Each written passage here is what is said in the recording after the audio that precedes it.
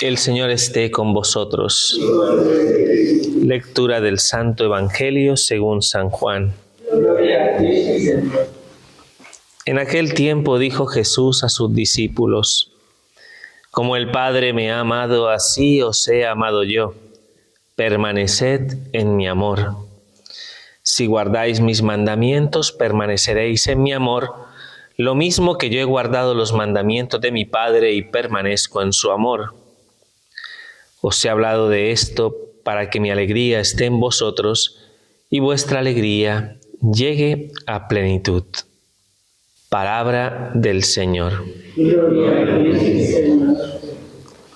Bueno, buenos días para todos. Bueno, seguimos nuestra reflexión de las ferias del tiempo de Pascua y especialmente a través de la lectura continuada del libro de los Hechos de los Apóstoles. Nos habíamos quedado ayer en esta situación que vive la iglesia paleocristiana, la iglesia apostólica, cuando tienen que reunirse todos para discutir una cuestión que está ahí en el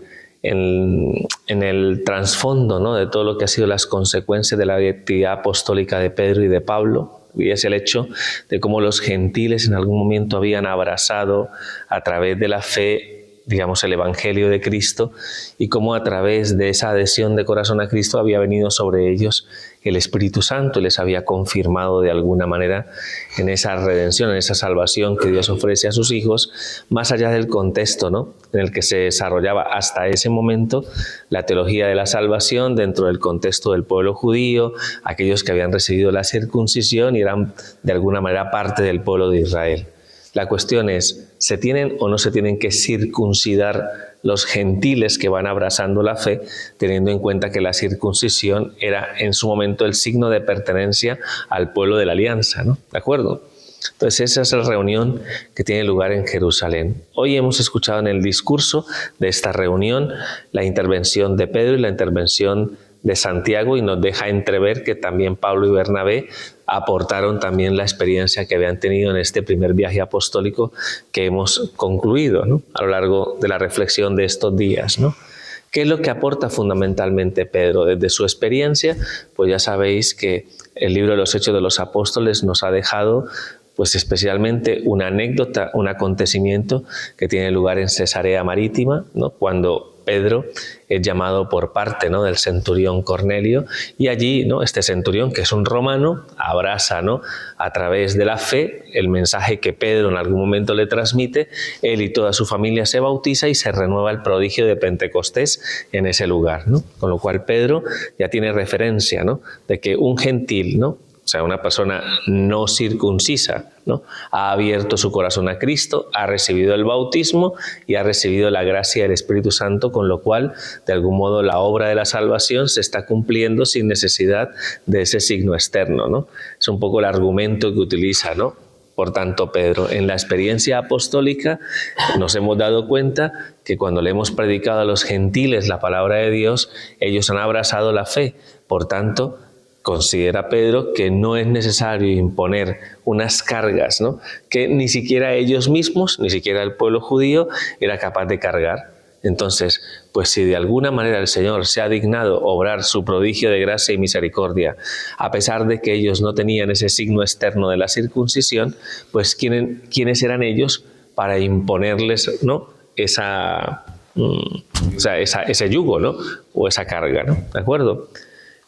Pablo y Bernabé intervienen. No, la palabra de Dios no nos plantea qué fue lo que transmitieron y comunicaron en este concilio, pero sí, concilio significa esta reunión, esta búsqueda, ¿no?, de encontrar cuál era la voluntad de Dios en esta situación.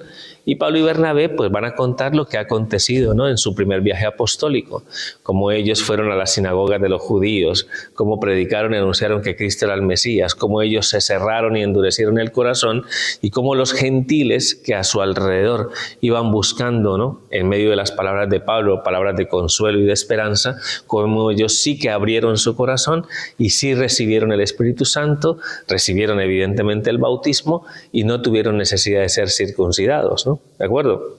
Para recibir la salvación de Dios. Entonces, pues Pablo y Bernabé aportan también, ¿no?, su propia experiencia. Santiago el menor, que en ese momento es el obispo de Jerusalén, porque Santiago el mayor ya ha sido ajusticiado por Herodes, ¿de acuerdo? En ese momento, ¿me entendéis? O sea, no Santiago el que vino a España, ¿no? Sino Santiago el que se quedó en Jerusalén, el que llamamos el menor, hacía las veces de cabeza de la iglesia de Jerusalén. Entonces es quien en definitiva escucha todas las intervenciones, escucha a Pedro, escucha a Pablo y Bernabé, escucha muy probablemente también a los judíos que se habían convertido al cristianismo y que de algún modo seguían manteniéndose en sus tradiciones, ¿no? Entonces Santiago, al escuchar todo esto, pues plantea de alguna manera un discernimiento, ¿de acuerdo? Y el discernimiento del apóstol Santiago, partiendo de una relectura de un texto profético donde se habla de cómo la salvación iba a llegar también a los gentiles, acepta que de algún modo ellos puedan recibir a través de la fe esa gracia y no les impone el yugo de la circuncisión. Sin embargo, pide que haya una cierta sensibilidad. El mundo pagano es un mundo pues bastante amplio en costumbres y hábitos, y les pide fundamentalmente tres cosas. La primera de ellas tiene que ver con la idolatría, ¿de acuerdo? O sea, abstenerse, ¿no?, en algún momento de compaginar esa fe en Cristo con el culto a los ídolos, porque es incompatible, porque al final de algún modo la fe se sostiene en un monoteísmo, ¿no? Creemos en un único Dios verdadero, por tanto hay que apartarse de las prácticas idolátricas, ¿de acuerdo? No hay que... No, es que ya estaba acostumbrado. Pues aunque estés acostumbrado y estés habituado a esas prácticas, tienes que de algún modo volver tu corazón al Señor, y eso pide, ¿no?, necesariamente que te apartes de esas prácticas habituales, ¿no?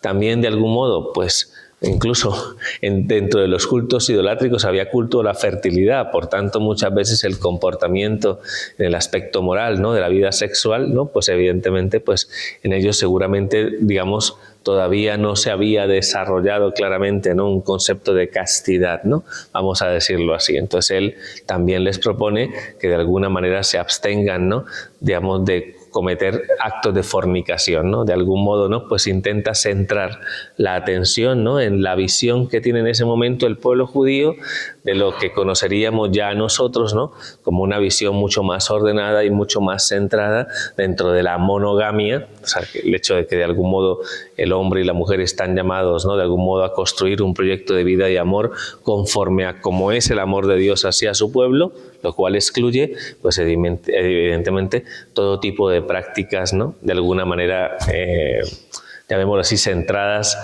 en el hedonismo y el culto al placer, ¿no? Entonces hay que abstenerse también de esas prácticas y de consumir ciertos alimentos que de algún modo generaban una cierta sensibilidad dentro del pueblo judío. Hoy diríamos, bueno, esa tercera... ¿Qué quiso favorecer Santiago con esa tercera... con ese tercer mandato, ¿no?, con esa tercera decisión? Que de alguna manera también se tuviera en cuenta la sensibilidad del pueblo judío ante ciertos alimentos que ellos consideraban impuros, ¿no? Entonces trata en algún momento de acercar postura, no sé si me entendéis.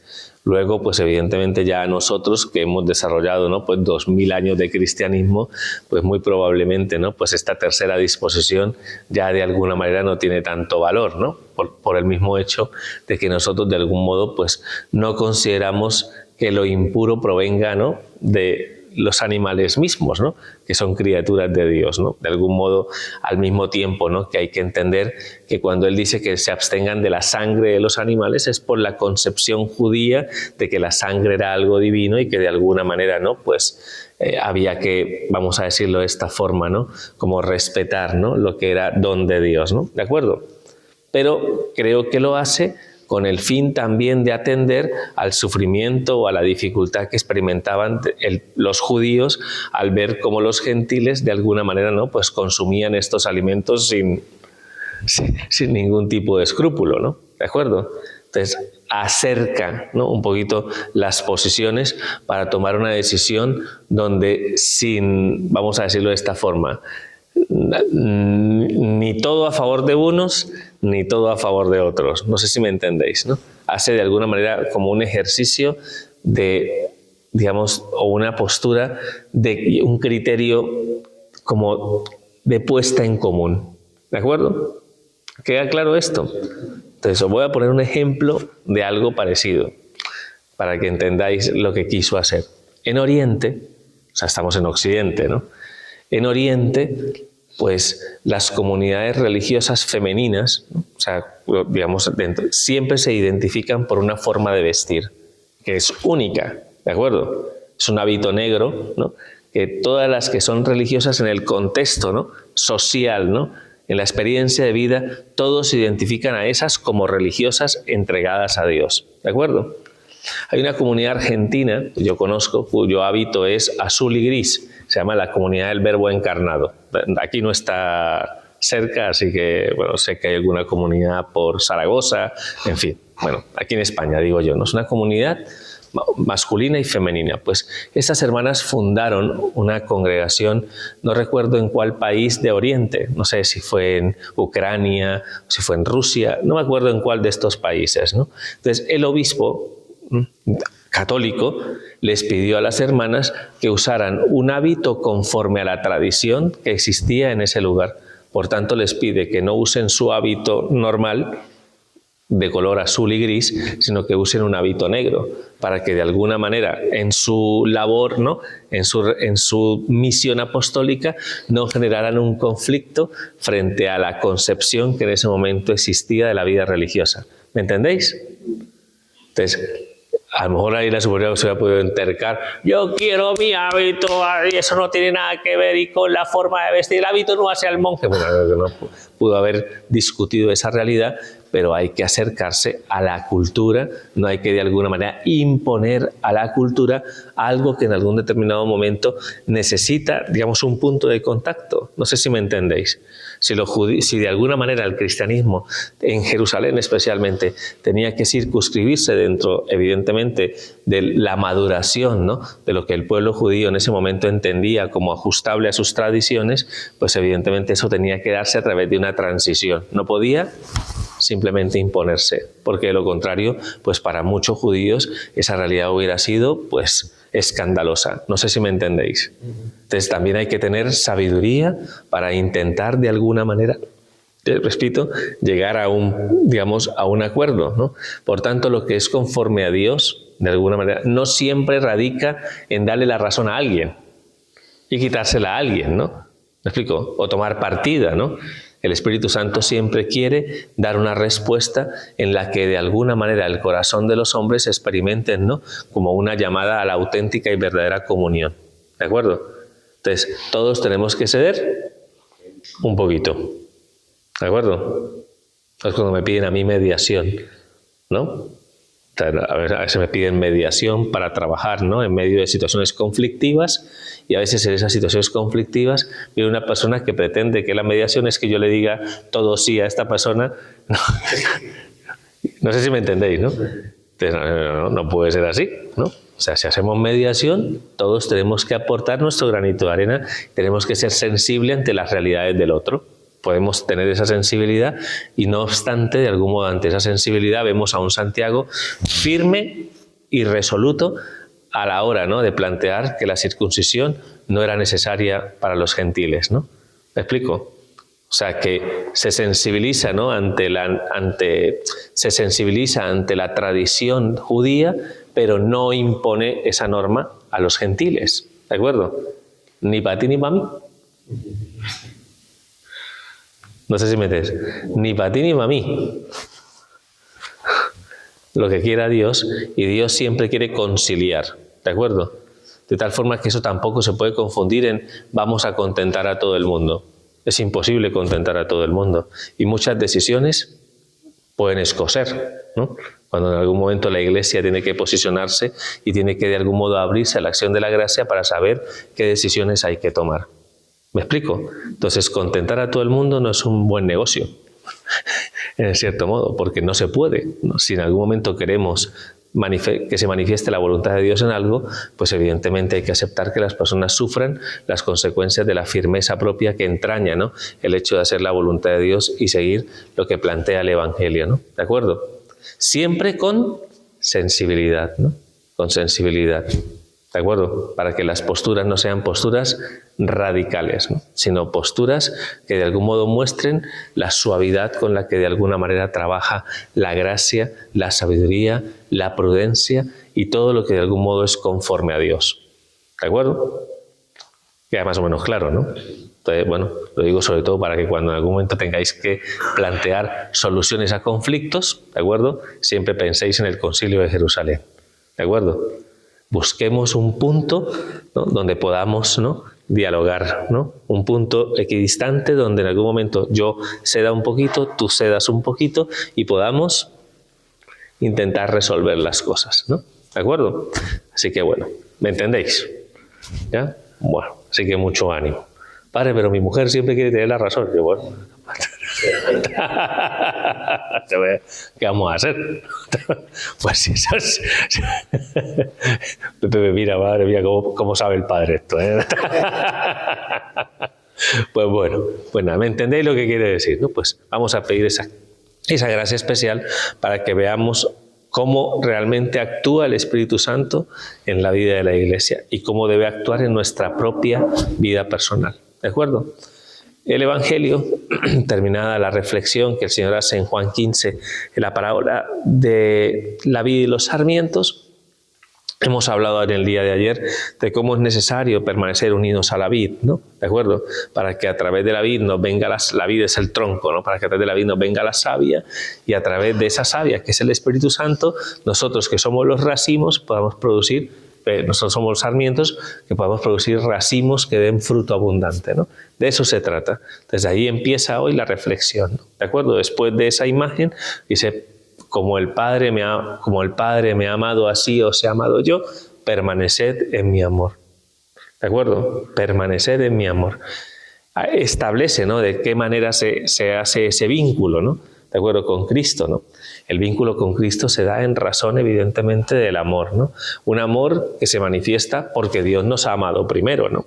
¿De acuerdo? O sea, no es que nosotros hayamos amado a Dios, es que Dios nos ha amado a través de su Hijo, ¿no? Pues ha ofrecido, ¿no?, a través de sus entrañas de misericordia, sus entrañas de Padre, nos ha ofrecido la posibilidad de reconocer que tiene sensibilidad por nosotros, que somos criaturas, que somos como unas mijicas, que se dice aquí. ¿Mijica? ¿Una mijica de nada? Somos nada, y sin embargo, a pesar de esa realidad, Dios tiene sensibilidad por cada uno de nosotros. Y nos muestra y nos manifiesta su amor a través de su Hijo, ¿de acuerdo?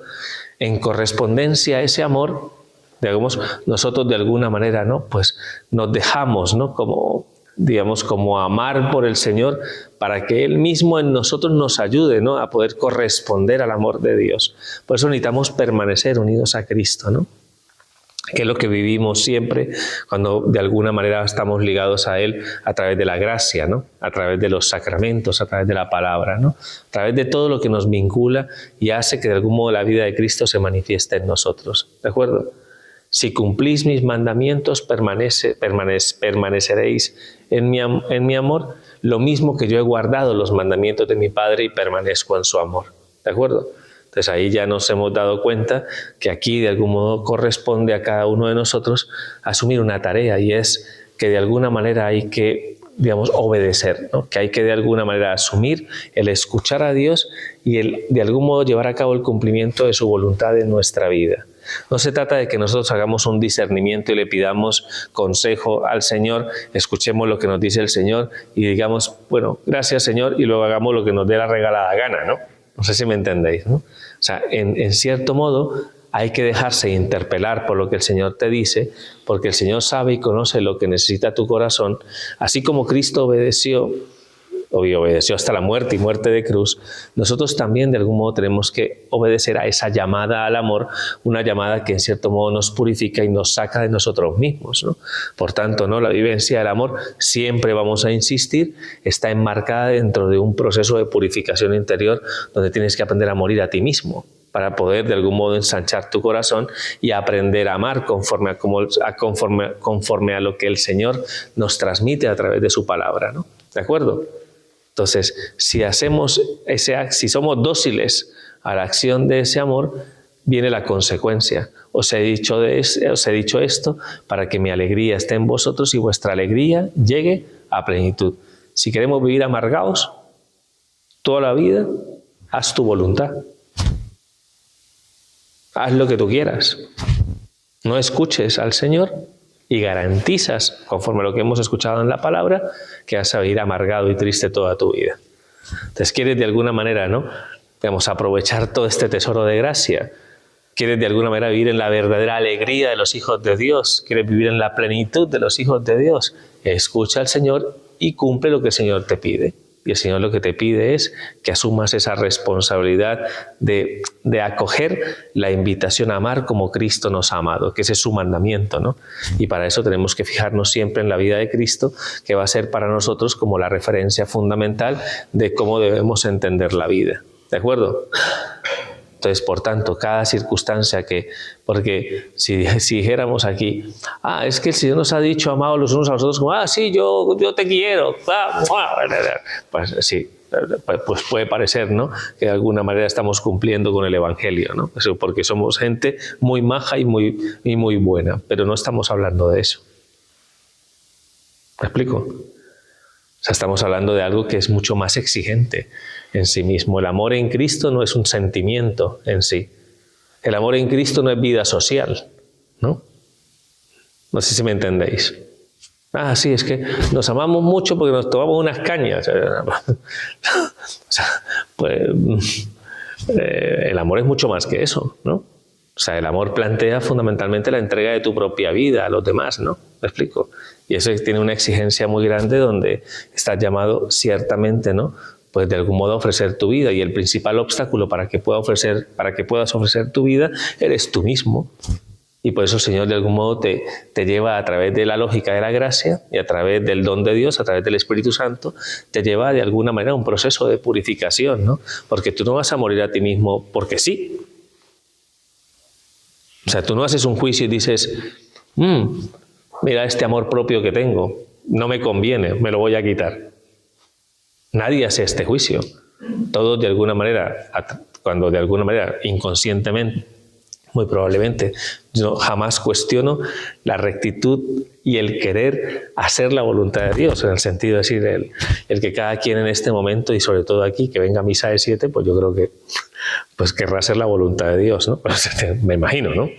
Pero de algún modo no tiene en sí, o sea, ninguno de nosotros tiene en sí el poder ni la capacidad de morir a sí mismo por sí solo.